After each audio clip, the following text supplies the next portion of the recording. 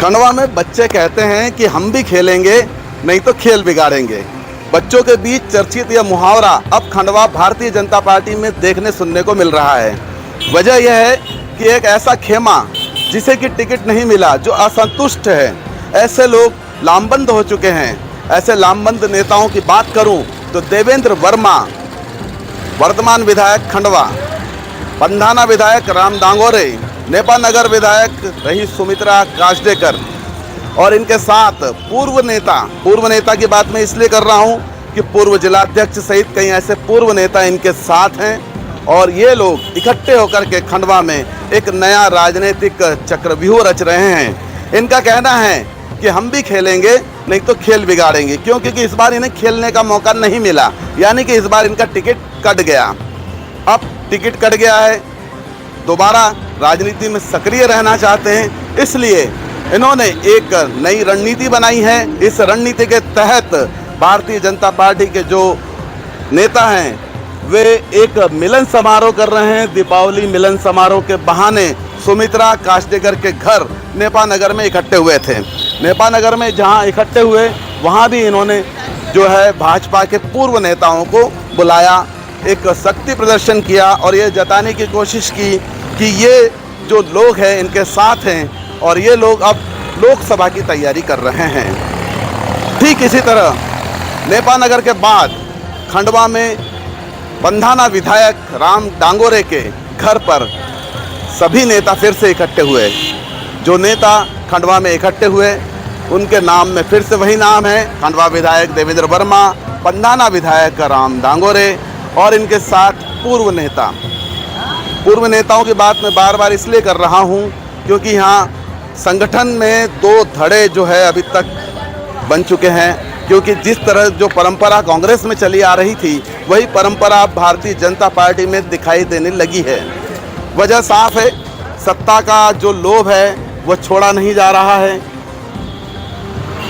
अब दावा किया जा रहा है कि जो लोकसभा से खंडवा में उपचुनाव के दौरान जो सांसद बने हैं ज्ञानेश्वर पाटिल, बताया जा रहा है कि ज्ञानेश्वर पाटिल को जो लोकसभा में लीड मिली थी वो 40,000 मतों की थी। तुलना की जा रही है कि जो स्वर्गीय सांसद रहे हैं नंद कुमार सिंह चौहान, भारतीय जनता पार्टी के प्रदेश अध्यक्ष रहे हैं, इन्हें 2 लाख से अधिक मतों की लीड मिला करती थी खंडवा लोकसभा से। लीड कम हुई है इसलिए चेहरा बदला जाए, तालमेल नहीं बैठ पा रहा है इसलिए चेहरा बदला जाए। यहाँ तक कि जो सूत्र बताते हैं दबे छुपे स्वरों में आवाज़ उठने लगी है कि जो गुटबाजी हुई है और जिन लोगों के टिकट कटे हैं, टिकट कटने वाले विधायक सांसद को इसका जिम्मेदार मान रहे हैं।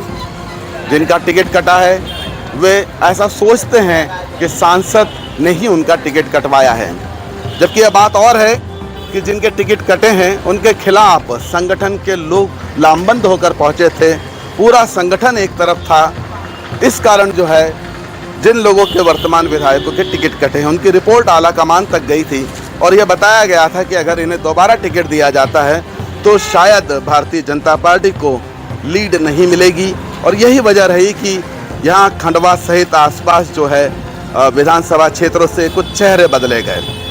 अब चेहरे बदले गए तो बदले हुए चेहरे एक साथ हो गए। लेकिन यहाँ एक चीज़ और बताना चाहूँगा, बहुत सारी बातें ऐसी हैं जो अंदरूनी बातें होती है कि कब कौन किसका सगा हो जाए और कब कौन किसका सौतेला हो जाए कहा नहीं जा सकता। क्योंकि जब टिकट कटवाने की बात थी तो संगठन के साथ इन्हीं में से कुछ नेता गए थे और उन्होंने एक दूसरे का टिकट कटवाने की कवायद में हिस्सा लिया था। यह बात और है कि टिकट कट गया, टिकट नहीं मिला, दोबारा चुनाव लड़ने का मौका नहीं मिला, तो अब एकजुट हो गए हैं और अब कह रहे हैं कि हम भी खेलेंगे, नहीं तो खेल बिगाड़ेंगे।